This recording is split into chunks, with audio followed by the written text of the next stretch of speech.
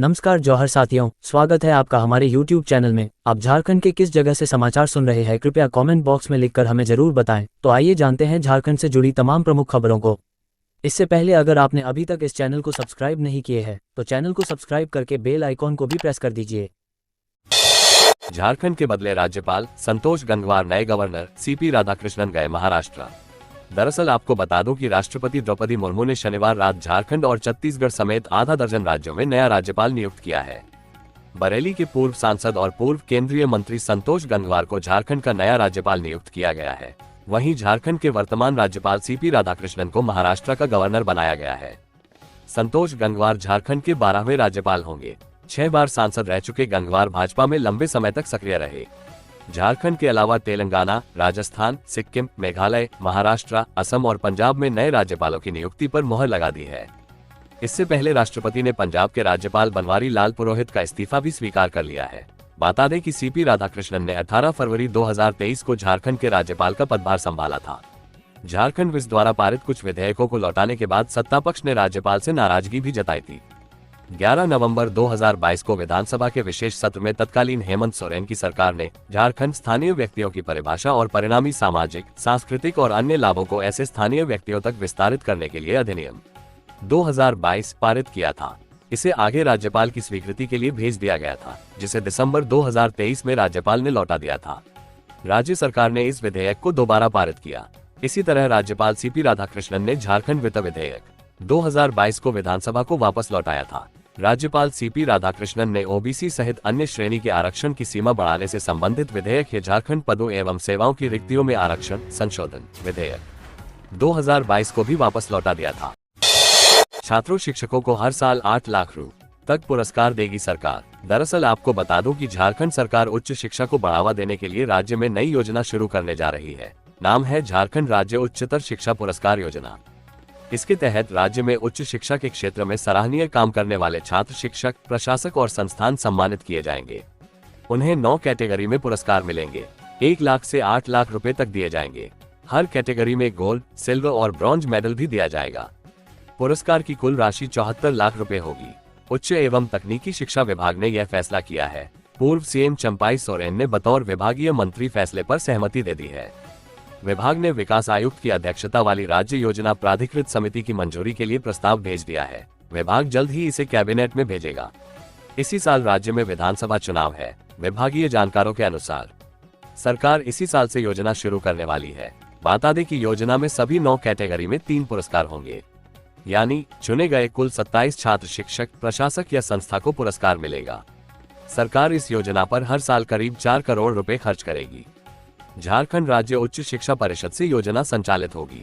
पुरस्कार के लिए अभ्यर्थियों को ऑनलाइन पोर्टल के माध्यम से आवेदन देना होगा। केंद्र सरकार ने झारखंड में मस्कानिया गरेरिया टोला पोटाश ब्लॉक की नीलामी रद्द की। जाने क्यों उठाना पड़ा ये कदम।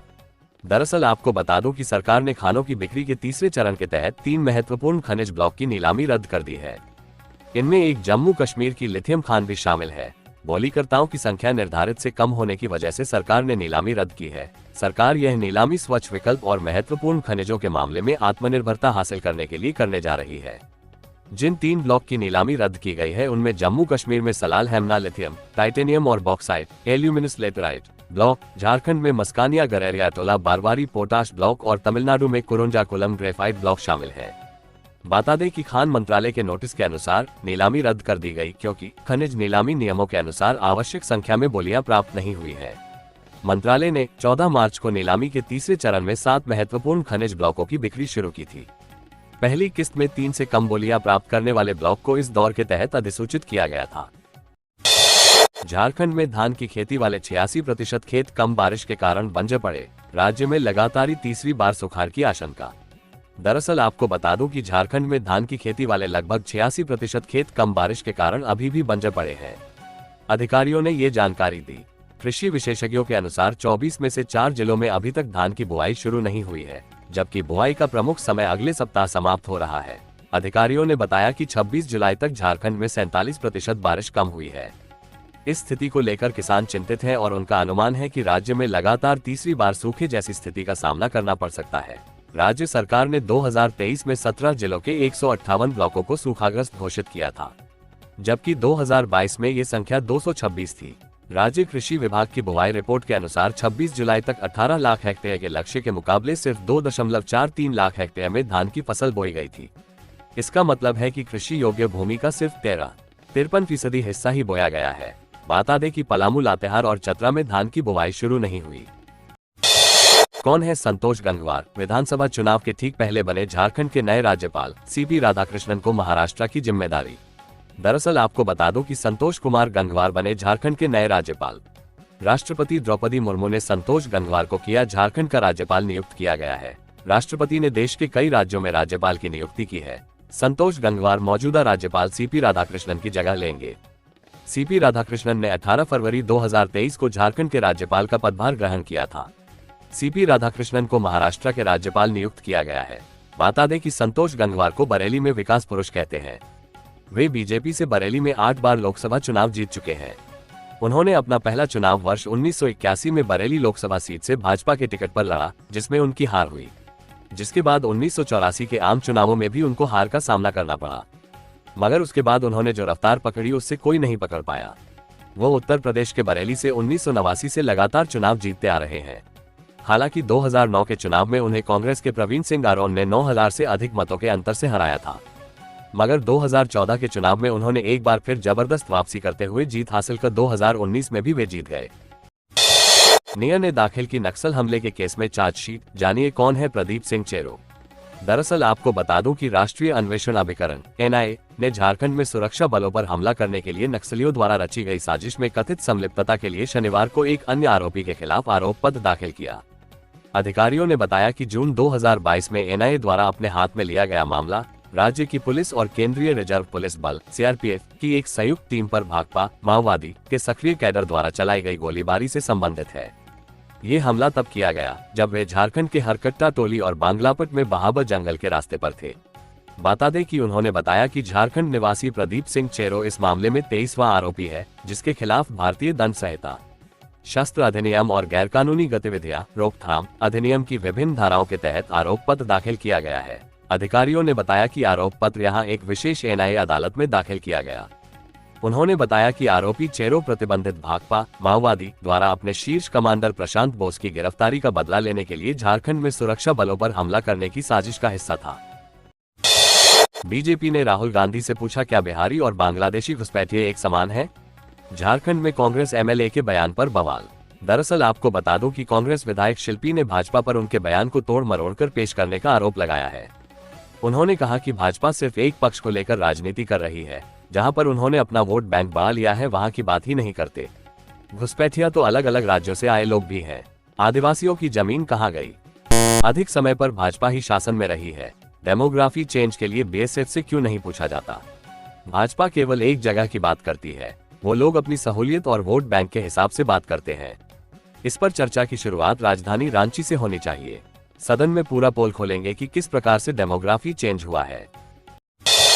JBKSS पार्टी नहीं करेगी किसी भी दल से समझौता, 2 सीटों पर चुनाव लड़ सकते हैं जयराम महतो। दरअसल आपको बता दूं कि लोकसभा चुनाव में 8 सीटों पर अपना प्रत्याशी उतारने और गिरिडीह लोकसभा सीट से करीब 3.5 लाख वोट लाने वाले जयराम महतो विधानसभा चुनाव में खुद 2 सीटों से लड़ेंगे। साथ ही उनका संगठन झारखंडी भाषा खतियान संघर्ष समिति JBKSS सह झारखंड क्रांतिकारी लोकतांत्रिक क्रांतिकारी मोर्चा विधानसभा चुनाव में किसी भी राजनीतिक पार्टी से तालमेल नहीं करेगा।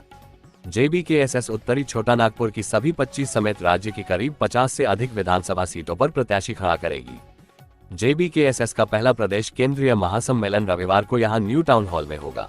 बता दें कि इस सम्मेलन में जयराम महतो समेत पूरे राज्य भर से उनके करीब 1000 से अधिक पार्टी के नेता जुटेंगे।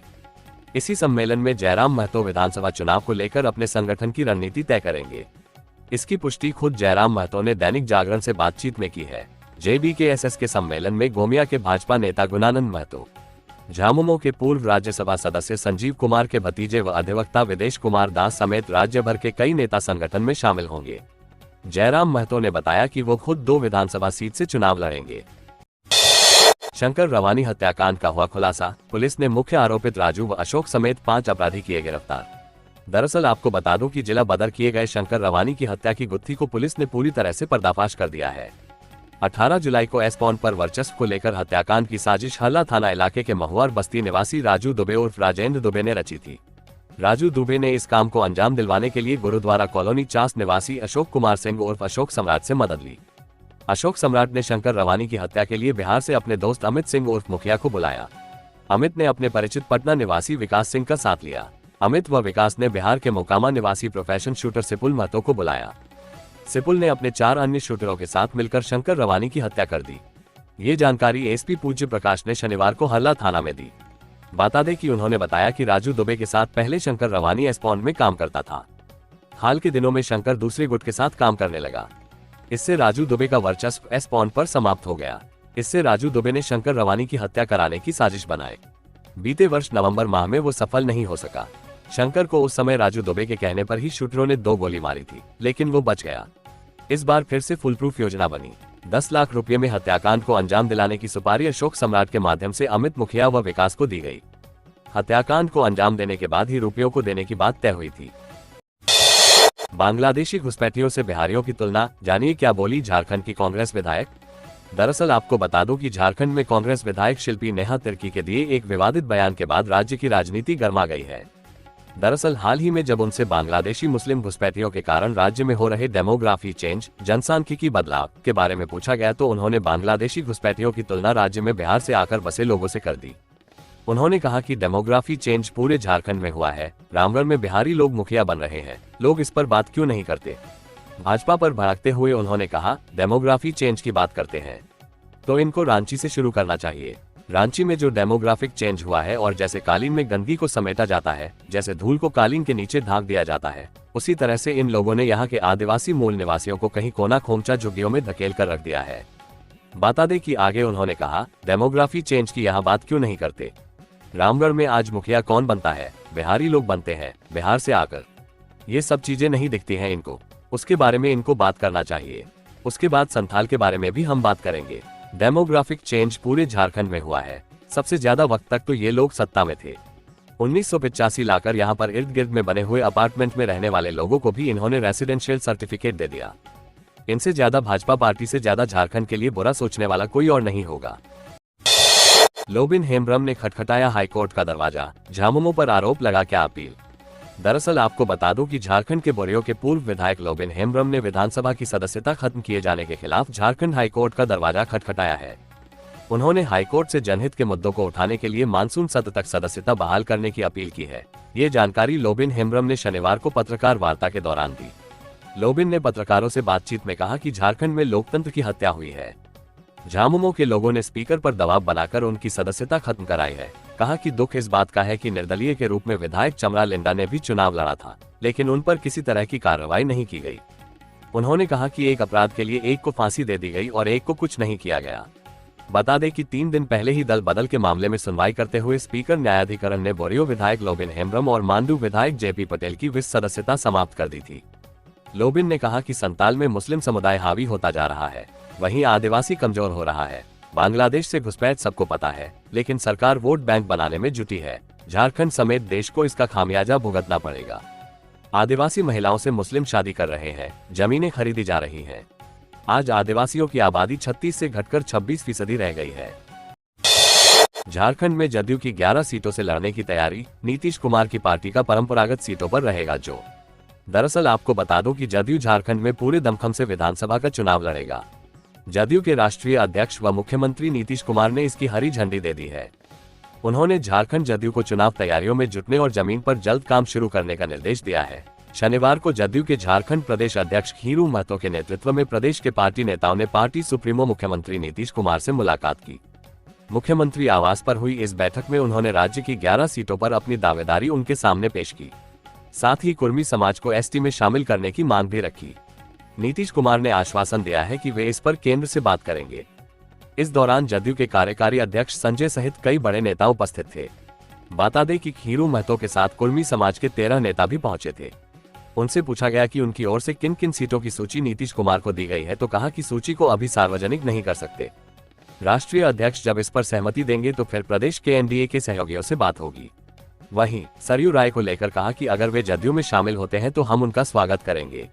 ऐसे माना जा रहा है कि जदयू झारखंड में अकेले और गठबंधन दोनों ही परिस्थिति में चुनाव लड़ने की संभावनाएं तलाश रहा है। झारखंड में फिर बदलेगा मौसम, 30 जुलाई से इस दिन तक होगी अच्छी बारिश, अलर्ट जारी। दरअसल आपको बता दूं कि झारखंड में अभी तक सुस्त पड़े मानसून के 30 जुलाई से रफ्तार पकड़ने के आसार हैं। इस दिन से लेकर 1 अगस्त तक रांची समेत राज्य भर में बारिश होगी। हालांकि 30 जुलाई को पूरे राज्य में भारी बारिश का अलर्ट है। मौसम विभाग के अनुसार इस बारिश के साथ ही राज्य में धीमी गति से चल रहे कृषि कार्य में भी तेजी आएगी। झारखंड के मौसम वैज्ञानिक अभिषेक आनंद ने बताया कि पश्चिम बंगाल और ओडिशा के उत्तरी भाग में निम्न दबाव क्षेत्र बना है। अगले 24 घंटे तक इसका विस्तार होगा। इससे 30 जुलाई से राज्य में अच्छी बारिश की उम्मीद है। मौसम विभाग के मुताबिक पूरे राज्य में 30 जुलाई को भारी बारिश का अलर्ट जारी किया गया है।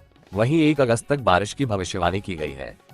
यानी लगातार 3 दिन 30, 31 जुलाई और 1 अगस्त को झारखंड में अच्छी बारिश हो सकती है। बता दें कि रांची समेत राज्य भर में पिछले 24 घंटे के दौरान कुछ जिलों में मानसून सामान्य रहा।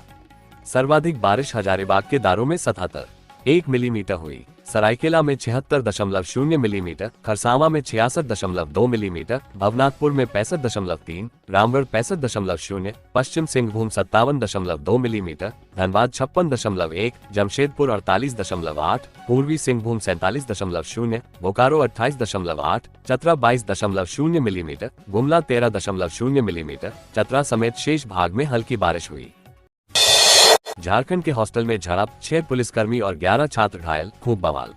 दरअसल आपको बता दूं कि झारखंड के पाकुड़ में अपहरण की सूचना पर मोबाइल लोकेशन ट्रेस करते हुए केकेएम कॉलेज के छात्रावास परिसर पहुंची पुलिस व छात्रों में शुक्रवार की रात झड़प हो गई। इसमें 6 पुलिसकर्मी और 11 छात्र घायल हुए हैं। जानकारी के अनुसार एक व्यक्ति के अपहरण की सूचना पर मोबाइल लोकेशन ट्रेस करते हुए पोनी नागेंद्र कुमार छात्रावास कैंपस पहुंचे थे। आरोप है कि पुलिस ने जानकारी लेने का प्रयास किया तो छात्र भाग गए और पिटाई कर दी। इससे एएसआई नागेंद्र कुमार व एक वाहन चालक शमशाद आलम घायल हो गए। बाद में गई पुलिस पर छात्र पुनः आक्रोशित हो गए। इसके बाद पुलिस को बल प्रयोग करना पड़ा। इसमें छात्रावास के 11 छात्र घायल हो गए। इस क्रम में 4 अन्य पुलिसकर्मी भी घायल हुए हैं। घायल पुलिसकर्मियों में पुलिस अवर निरीक्षक अभिषेक कुमार, आरक्षी मोघो तिग्गा, संदीप शर्मा व सिकंदर बेसरा शामिल है।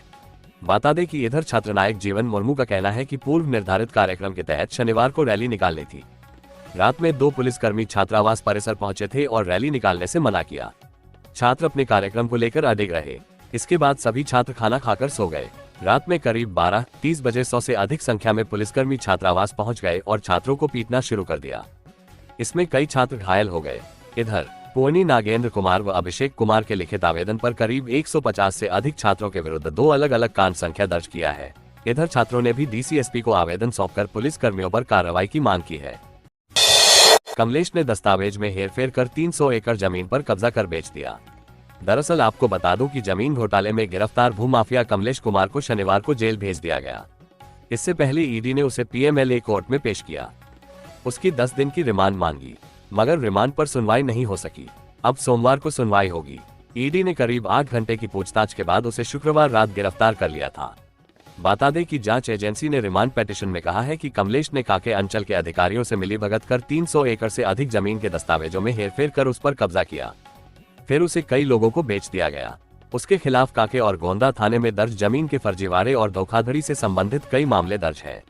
ईडी ने कहा है कि 10 और 11 जुलाई को काके अंचल और प्रोजेक्ट मैनेजमेंट यूनिट एनआईसी में जांच की गई थी। इसमें पता चला कि 21 जून को छापेमारी के बाद उसी दिन अंचल अधिकारियों की मदद से एनआईसी के सर्वर से 20 रैकेट की एंट्री में छेड़छाड़ की, उसे डिलीट कर दिया। उसमें 140 एकड़ से अधिक जमीन की जानकारी थी। इन दस्तावेजों में कमलेश और उसके सहयोगियों के कहने पर ही काके अंचल के अधिकारियों ने फर्जी एंट्री की थी। इसलिए उन जमीनों के संबंध में कमलेश से पूछताछ करना जरूरी है। झारखंड ने केंद्र सरकार से की केंद्रीय अनुदान में बढ़ोतरी करने की मांग। दरअसल आपको बता दूं कि दिल्ली में प्रधानमंत्री नरेंद्र मोदी की अध्यक्षता में हुई नीति आयोग की गवर्निंग बॉडी की बैठक में मुख्यमंत्री हेमंत सोरेन शामिल नहीं हुए। राज्य के मुख्य सचिव एलबी खियांगते ने राज्य का पक्ष रखा, झारखंड की मांगों को विस्तार से रखा। जानकारी के अनुसार झारखंड ने केंद्र सरकार से केंद्रीय अनुदान में बढ़ोतरी करने की मांग की। बताया कि 2012 तक केंद्रीय अनुदान के रूप में झारखंड को लगभग 12,000 करोड़ की राशि मिलती थी। अब ये घटकर लगभग 8,500 करोड़ के लगभग हो गई है। झारखंड सरकार ने बताया कि केंद्र प्रायोजित जल जीवन मिशन योजना वित्तीय वर्ष 2024-25 तक प्रस्तावित है। झारखंड में ये योजना अभी जारी है। झारखंड में ये योजना लगभग 25,000 करोड़ की है। इस वित्तीय वर्ष में ये योजना समाप्त हो जाती है तो राज्य को इसे अपने संसाधन से पूरा करना होगा। ये झारखंड जैसे पिछड़े राज्य के लिए संभव नहीं होगा और राज्य के लोग विकास के मानदंड को प्राप्त करने में पिछड़ जाएंगे। इसलिए केंद्र सरकार को इस पर गंभीरता से विचार करने की जरूरत है। हालांकि राज्य सरकार की ओर से इस संबंध में विस्तृत जानकारी नहीं दी गई है। इनमें खनन कंपनियों के यहाँ बकाया लगभग 1,36,000 करोड़ की राशि की मांग दोहराई गई।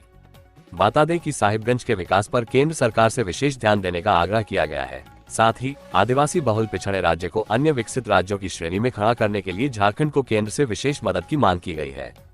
इस बैठक में योजना सचिव मस्तराम मीणा, वित्त सचिव प्रशांत कुमार समेत कुछ अन्य विभागों के सचिव भी उपस्थित हुए। राज्य में स्पीकर से कराई गई लोकतंत्र की हत्या, लोबिन। दरअसल आपको बता दूं कि विधायकी समाप्त होने के बाद झामुमो से निष्कासित लोबिन हेम्ब्रम ने शनिवार को कई सवाल उठाए। कहा, झामुमो ने स्पीकर के जरिए मेरी सदस्यता रद्द कराई है। इतना ही नहीं, एक ही मामले में चमरा लिंडा को बरी कर दिया गया, जबकि मुझे फांसी दे दी गई। हम दोनों निर्दलीय होकर लोकसभा चुनाव लड़े थे। झारखंड में स्पीकर के जरिए लोकतंत्र की हत्या कराई गई है। हालांकि मैं इस तरह की बातों से घबराने वाला नहीं हूं। उन्होंने कहा, मैंने स्पीकर के फैसले को झारखंड हाईकोर्ट में चुनौती दी है। उम्मीद है कि ऊपरी अदालत से न्याय जरूर मिलेगा। लोबिन रांची स्थित अपने आवास पर मीडिया से बातचीत कर रहे थे। उन्होंने आरोप लगाया कि राज्य में आदिवासियों की आबादी घट रही है। आदिवासियों की आबादी 10% तक कम हो गई है। राज्य सरकार घुसपैठियों के माध्यम से मुस्लिम वोट बैंक बनाने में जुटी हुई है। उन्होंने आरोप लगाया कि एक साजिश के तहत मानसून सत्र शुरू होने से कुछ समय पूर्व मेरी सदस्यता रद्द की गई, ताकि मैं सदन में जनहित के सवालों को न उठा सकूं। उन्होंने कहा कि झारखंड लेबर सप्लाई राज्य बनकर रह गया है। बता दें कि लोबिन ने कहा कि समय पर आने पर वह साजिशों का खुलासा करें। विधानसभा का चुनाव भी लड़ेंगे, लेकिन किस पार्टी से वो चुनाव लड़ेंगे ये समय आने पर बताएंगे।